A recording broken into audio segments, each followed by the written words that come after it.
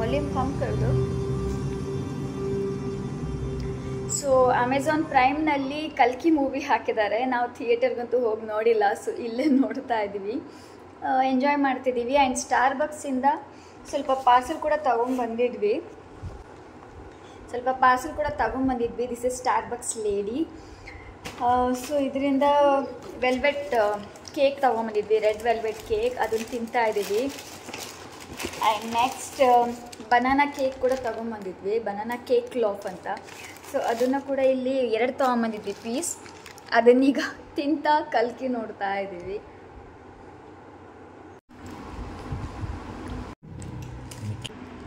Did you see this scene? That statue was falling like that.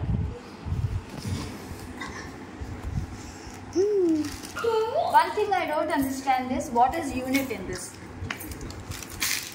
ನೆನ್ನೆ ಮೊಸರು ನೆನೆ ಹಾಕಿದ್ನಲ್ಲ, ನೆನ್ನೆ ಮೊಸರಿಗೆ ಹೆಪ್ಪು ಹಾಕಿ ಇಟ್ಟಿದ್ನಲ್ಲ, ನಾನು ಬೆಣ್ಣೆ ಮಾಡಬೇಕು, ತುಪ್ಪ ಮಾಡಬೇಕು ಜನ್ಮಾಷ್ಟಮಿಗೆ ಅಂತ. ಸೊ ಬೆಳಗ್ಗೆ ಆಗಿದೆ, ನೆಕ್ಸ್ಟ್ ಡೇ ಇದು. ಸೊ ಇಲ್ಲಿ ನೋಡಿ, ಈ ರೀತಿ ಇದು ಪೂರ್ತಿ ಮೊಸರಾಗಿದೆ ಹೀಗೆ. ಸೊ ಇದನ್ನು ನಾನೀಗ ಬೆಣ್ಣೆ ಮಾಡ್ತೀನಿ. ಬೆಣ್ಣೆ ಯಾವ ರೀತಿ ಮಾಡ್ತೀನಿ ಅಂತ ಶೇರ್ ಮಾಡ್ತೀನಿ. ಫಸ್ಟ್ ನಾನು ಬೆಣ್ಣೆನ ಅಂದರೆ ಬೆಣ್ಣೆ ಮಾಡೋದಕ್ಕೆ ಈ ರೀತಿ ಮಾಡಿದ್ದಾದಮೇಲೆ ಹಿಂದಿನ ದಿವಸನೇ ನಾನು ಫ್ರಿಜ್ನಲ್ಲಿ ನೀರನ್ನು ಇಟ್ಬಿಡ್ತೀನಿ. ಚಿಲ್ಡ್ ವಾಟರ್ ಬೇಕು ಇದಕ್ಕೆ. ಸೊ ನೀರು ಗ್ಲಾಸಲ್ಲಿ ಇಡ್ತೀನಿ, ಬಾಟಲ್ಸ್ನಲ್ಲಿ ಇಡ್ತೀನಿ. ಐಸ್ ಕ್ಯೂಬ್ಸ್ ಎಲ್ಲ ಬೇಕಾಗುತ್ತೆ ಇದಕ್ಕೆ. ಸೊ ಐಸ್ ಕ್ಯೂಬ್ಸ್ನೆಲ್ಲ ನಾನು ರೆಡಿ ಮಾಡಿ ಇಟ್ಕೋತೀನಿ, ಫ್ರಿಜ್ನಲ್ಲಿದೆ.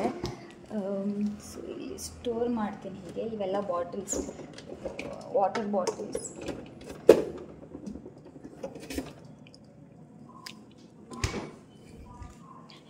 ಯಾಕಂದರೆ ಬೆಣ್ಣೆ ಚೆನ್ನಾಗಿ ಬರುತ್ತೆ ಚಿಲ್ಡ್ ವಾಟರ್ನಲ್ಲಿ.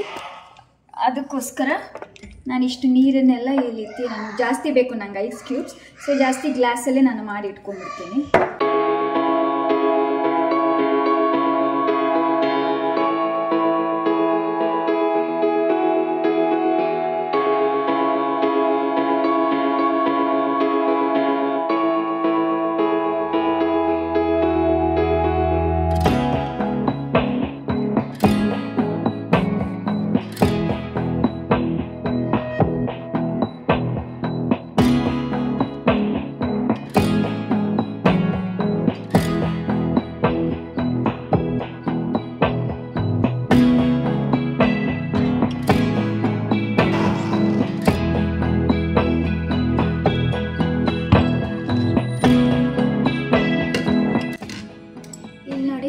ಬೆಣ್ಣೆ ಎಲ್ಲ ಮೇಲೆ ಬಂದಿದೆ, ಈಗ ಇದನ್ನು ನಾನು ತೆಗಿತೀನಿ. ಸೊ ಒಂದು ಪಾತ್ರೆಗೆ ನಾನು ಮುಂಚೆನೇ ನೀರನ್ನು ಇಟ್ಕೊಂಡಿದ್ದೀನಿ. ಸೊ ಇಲ್ಲಿ ನೋಡಿ, ಈ ರೀತಿ ಬೆಣ್ಣೆ ಮೇಲೆ ಬಂದಿದೆಯಲ್ವಾ, ಸೊ ಇದನ್ನು ಹೀಗೆ ತೆಗೆದು ಎಲ್ಲ ಇದರಲ್ಲಿ ಹಾಕ್ತೀನಿ, ಸೊ ದ್ಯಾಟ್ ಬೆಣ್ಣೆ ಎಲ್ಲ ಸಪ್ರೇಟ್ ಆಗುತ್ತೆ. ಆ್ಯಂಡ್ ಇಲ್ಲಿ ನೋಡಿ, ಮಜ್ಜಿಗೆ ತೋರಿಸ್ತೀನಿ ನಿಮಗೆ, ಇದು ಮಜ್ಜಿಗೆ. ಸೊ ಆಮೇಲೆ ಎಲ್ಲ ಇನ್ನೊಂದ್ಸಲ ನಾನು ಕ್ಲೀನ್ ಮಾಡ್ಕೋತೀನಿ. ಸೊ ಎಲ್ಲ ಇಷ್ಟು ಬೆಣ್ಣೆ ಬಂದಿದೆ, ಇದೆಲ್ಲ ಎಕ್ಸ್ಟ್ರಾಕ್ಟ್ ಮಾಡ್ಕೋತೀನಿ. ಇಲ್ಲಿ ನೋಡಿ, ಇಷ್ಟು ಬೆಣ್ಣೆ ಬಂದಿದೆ.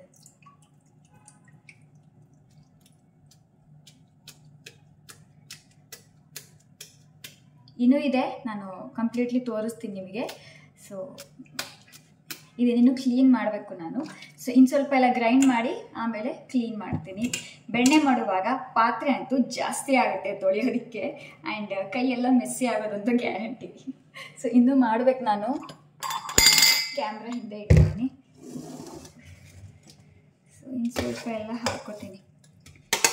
ಪ್ರತಿ ಸಲ ಮಾಡುವಾಗ ನನಗೆ ಒಂದು ತಿಂಗಳಿಗೆ ಹೆಚ್ಚು ಕಡಿಮೆ ಒಂದು 750 ml ಅಷ್ಟು ನಾನು ತುಪ್ಪ ಮಾಡ್ತಿದ್ದೆ.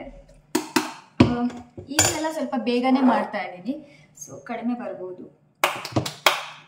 ಇದನ್ನು ನೀರಲ್ಲಿ ಒಂದ್ಸಲ ತೊಳಿತೀನಿ, ನೀರಲ್ಲಿ ತೊಳೆದ್ರೆ ಬೇಗ ಬಂದ್ಬಿಡುತ್ತೆ. ಇದನ್ನು ಹಾಕ್ತೀನಿ, ತಣ್ಣಗಿದೆ. ಆ್ಯಂಡ್ ಸ್ವಲ್ಪ ಚಿಲ್ಡ್ ವಾಟರ್.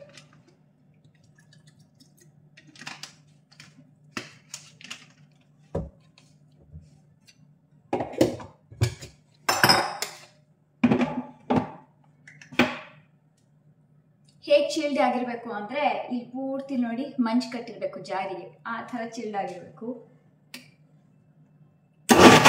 ಸೊ ಎಲ್ಲ ರುಬ್ಕೊಂಡಿದ್ದಾಯಿತು. ಇಷ್ಟು ಬೆಣ್ಣೆ ಇದೆ. ಈ ಬೆಣ್ಣೆನ ಮಜ್ಜಿಗೆಯಿಂದ ಬೇರೆ ಮಾಡ್ತೀನಿ. ಆ್ಯಂಡ್ ಬೇರೆ ಮಾಡಿ ಅದನ್ನು ವಾಶ್ ಮಾಡ್ಕೋಬೇಕು. ಒಂದು 3-4 ಸಲ ವಾಶ್ ಮಾಡ್ಕೋಬೇಕು. ಯಾಕಂದರೆ ಅದು ಮಜ್ಜಿಗೆ ಸ್ಮೆಲ್ಲೆಲ್ಲ ಇರುತ್ತಲ್ಲ, ಆ ಸ್ಮೆಲ್ಲೆಲ್ಲ ಹೋಗೋವರೆಗೂ ವಾಶ್ ಮಾಡ್ಕೋಬೇಕು. ವಾಶ್ ಮಾಡಿಕೊಂಡು ಒಂದು ಕ್ಲೀನಾಗಿರೋ ನೀರಲ್ಲಿ ಹಾಕಬೇಕು. ನಾನು ಇನ್ನೊಂದು ಬಾಟಲಲ್ಲಿ ಚಿಲ್ಡ್ ವಾಟರ್ ಇಟ್ಕೊಂಡಿದ್ದೀನಿ, ಅದನ್ನು ಲಾಸ್ಟಿಗೆ ಯೂಸ್ ಮಾಡ್ತೀನಿ. ಸೊ ಅಲ್ಲಿವರೆಗೂ ಸ್ವಲ್ಪ ಈ ನೀರು ಹಾಕ್ಕೊಂಡಿದ್ದೀನಿ. ಈ ನೀರಲ್ಲಿ ಸ್ವಲ್ಪ ಚಿಲ್ಡ್ ವಾಟರ್. ಆ್ಯಂಡ್ ಈಗ ಇದನ್ನೆಲ್ಲ ಚೆನ್ನಾಗಿ ವಾಶ್ ಮಾಡ್ಕೊತೀನಿ.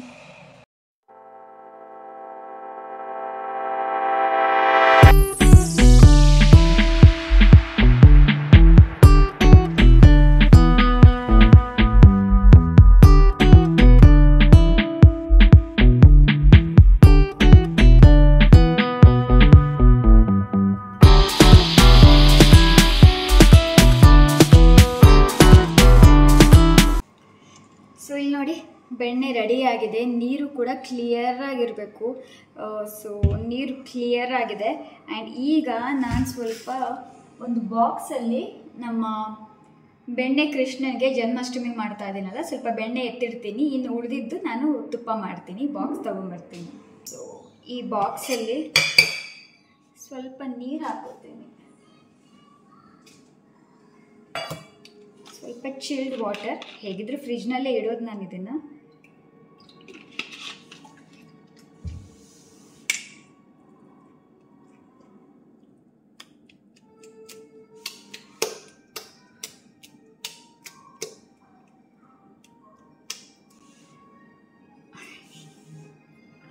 ಸೊ ಇದನ್ನು ಈ ಬಾಕ್ಸಲ್ಲಿ ಎತ್ತಿಡ್ತೀನಿ. ಇನ್ನು ಸ್ವಲ್ಪ ಎತ್ತಿಡ್ತೀನಿ.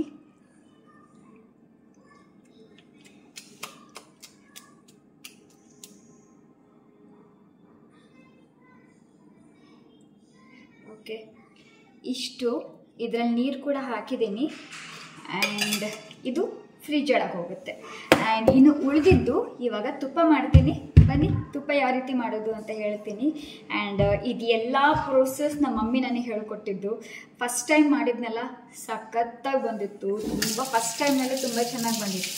ಇಲ್ಲ, ಫಸ್ಟ್ ಟೈಮ್ನಲ್ಲಿ ಕೆಟ್ಟು ಹೋಗಿತ್ತು. ನನಗೆ ಅಷ್ಟು ಐಡಿಯಾ ಇರಲಿಲ್ಲ. ಮಮ್ಮಿಗೆ ನಾನು ಕೇಳಿರಲಿಲ್ಲ. ಆಮೇಲೆ ಮಮ್ಮಿಗೆ ಕೇಳಿದೆ, ಆವಾಗ ಪರ್ಫೆಕ್ಟಾಗಿ ಬಂತು. ಸೊ ಆವಾಗಿಂದ ಮನೆಯಲ್ಲೇ ಬೆಣ್ಣೆ ತುಪ್ಪ ಮಾಡೋದನ್ನು ಸ್ಟಾರ್ಟ್ ಮಾಡಿದ್ದೀನಿ. ನಾವು ಹೊರಗಡೆಯಿಂದ ಇವಾಗ ತುಪ್ಪನ ಬೆಣ್ಣೆನ ಕೊಂಡ್ಕೋತಾ ಇಲ್ಲ, ಮನೆಯಲ್ಲೇ ಮಾಡೋದು. ಮತ್ತು ತಿಂಗಳಿಗೆ ಒಂದು ಸಲ ನಾನೊಂದು ಅರೌಂಡ್ 750 ml ಅಷ್ಟು ಬೆಣ್ಣೆ ತೆಗಿತೀನಿ. ಆ್ಯಂಡ್ ಅಪ್ರಾಕ್ಸಿಮೇಟ್ಲಿ ತುಪ್ಪ ನಮಗೆ ಒಂದು 750 ml ಅಷ್ಟು ಸಿಗುತ್ತೆ. ಅದರಲ್ಲಿ ಸ್ವಲ್ಪ ಬೆಣ್ಣೆ ಎತ್ತಿಡ್ತೀನಿ. ಇನ್ನು ಉಳಿದಿದ್ದೆಲ್ಲ ತುಪ್ಪ ಮಾಡ್ತೀನಿ. ಸೊ ಇದನ್ನು ತುಪ್ಪ ಮಾಡ್ತೀನಿ ಈಗ.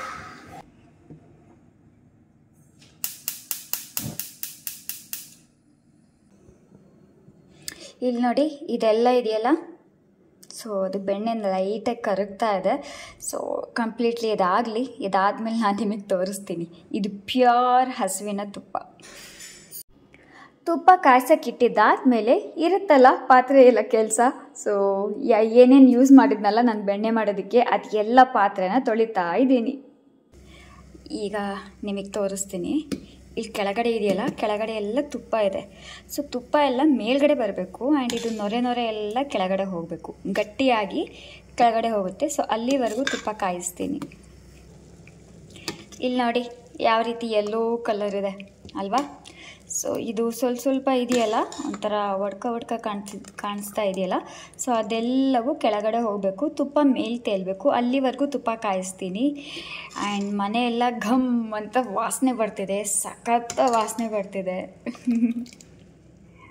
ಸೊ ದೇವ್ರಿಗೆ ಸ್ವಲ್ಪ ಇಡಬೇಕಲ್ವ ನೈವೇದ್ಯ, ಅದಕ್ಕೋಸ್ಕರ ನಾನು ಸ್ಮೆಲ್ ನೋಡ್ತಿಲ್ಲ. ಇಲ್ಲಾಂದರೆ ಪ್ರತಿ ಸಲ ಹೀಗೆ ಅಂತಿದ್ದೆ ಸ್ಮೆಲ್ ನೋಡ್ತಾ. ಬಟ್ ಸಖತ್ತಾಗಿ ಸ್ಮೆಲ್ ಬರ್ತಾ ಇದೆ. ಹಾಗೇನೆ ಹತ್ರ ಹೋಗಿ ನೋಡದೆ ಆದರೂ ಮನೆ ತುಂಬ ತುಪ್ಪದ ಘಮ ತುಂಬ್ಕೊಂಡ್ಬಿಟ್ಟಿದೆ. ತುಪ್ಪ ಕಾಯಿಸಿ ಸ್ವಲ್ಪ ತಣ್ಣಗಾಗಿದ್ದಾದಮೇಲೆ ನಾನು ಇದನ್ನೆಲ್ಲ ಫಿಲ್ಟರ್ ಮಾಡ್ತಾ ಇದ್ದೀನಿ. ಇದು ಅಪ್ರಾಕ್ಸಿಮೇಟ್ಲಿ ಒಂದು 800 to 900 ಅಷ್ಟು ಇದೆ ಇದು ತುಪ್ಪದ ಬಾಟಲ್. ಸೊ ಯಾವಾಗಲೂ ನಾನು ಇದರಲ್ಲೇ ಸ್ಟೋರ್ ಮಾಡಿಡೋದು. ಅದು ತುಂಬಿ ಇನ್ನೊಂದು ಬಾಟ್ಲಲ್ಲಿ ಸ್ವಲ್ಪ ತುಂಬಿದೆ. ಅಪ್ರಾಕ್ಸಿಮೇಟ್ಲಿ 1 kg ಅಷ್ಟು ತುಪ್ಪ ಅಂತೂ ಆಗಿದೆ ಈ ಸಲ. ಒಂದು 50 ಗ್ರಾಮ್ ಸ್ವಲ್ಪ ಕಡಿಮೆ ಇರಬಹುದು. ಆ್ಯಂಡ್ ನೆಕ್ಸ್ಟ್ ಇದಾದಮೇಲೆ ನಾನು ಮಲ್ಕೊಂಡೆ. ಬೆಳಗ್ಗೆ ಆಯಿತು. ಬೆಳಗ್ಗೆ ಎದ್ದ ಮೇಲೆ ಸ್ವಲ್ಪ ಬೆಡ್ಶೀಟ್ನೆಲ್ಲ ನಾನು ಚೇಂಜ್ ಮಾಡಿದೆ. ಬೆಡ್ಶೀಟ್, ಪಿಲ್ಲೋ, ಕವರ್ ಇದನ್ನೆಲ್ಲ ಚೇಂಜ್ ಮಾಡಿ ಅದನ್ನೆಲ್ಲ ಮತ್ತೆ ಕ್ಲೀನ್ ಮಾಡಿದೆ.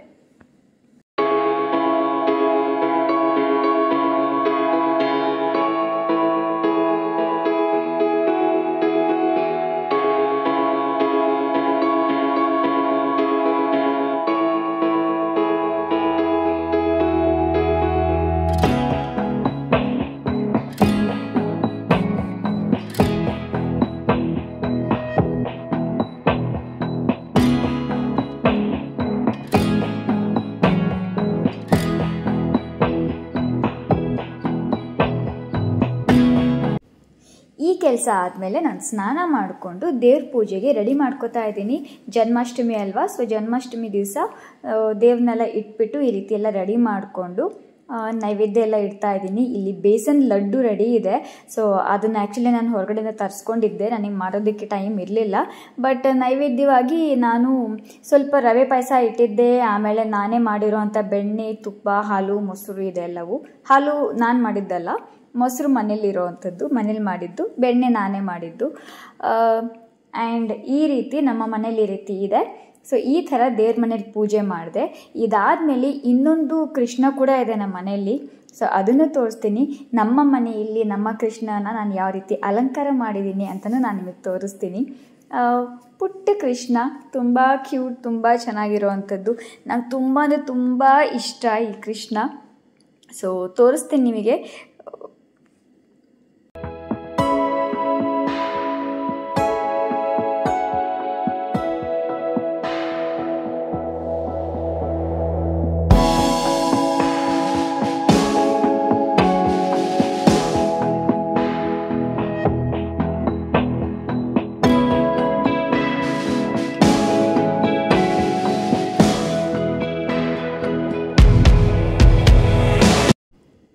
ಇದು ನಮ್ಮ ಮನೆಯ ಪುಟ್ಟ ಕೃಷ್ಣ.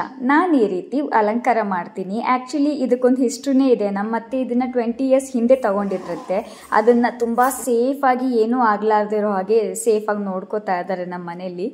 ಸೊ ನಾನು ಈ ರೀತಿ ಆರತಿ ಮಾಡಿ ಇಲ್ಲೂ ಕೂಡ ನಾನು ಬೇಸನ್ ಲಡ್ಡು ಎಲ್ಲ ಇಟ್ಟೆ. ಸೊ ಫ್ರೆಂಡ್ಸ್, ಇವತ್ತಿನ ವ್ಲಾಗ್ ಇಷ್ಟ ಆಗಿದ್ರೆ ಪ್ಲೀಸ್ ಲೈಕ್ ಮಾಡಿ, ಶೇರ್ ಮಾಡಿ, ಸಬ್ಸ್ಕ್ರೈಬ್ ಮಾಡಿ. ಆ್ಯಂಡ್ ನಿಮಗೆ ನಮ್ಮ ಪುಟ್ಟ ಕೃಷ್ಣ ಯಾವ ರೀತಿ ಅನಿಸಿದ್ರು, ಚೆನ್ನಾಗಿದೆಯಾ ಅದನ್ನು ಕೂಡ ಕಾಮೆಂಟ್ ಮಾಡಿ ತಿಳಿಸಿ. ಮತ್ತು ಇದೇ ರೀತಿಯ ವಂಡರ್ಫುಲ್ ವಿಡಿಯೋ ಒಂದಿಗೆ ನಾನು ನಿಮಗೆ ಸಿಗ್ತೀನಿ ಫ್ರೆಂಡ್ಸ್. ಅಲ್ಲಿವರೆಗೂ ಬಾಯ್.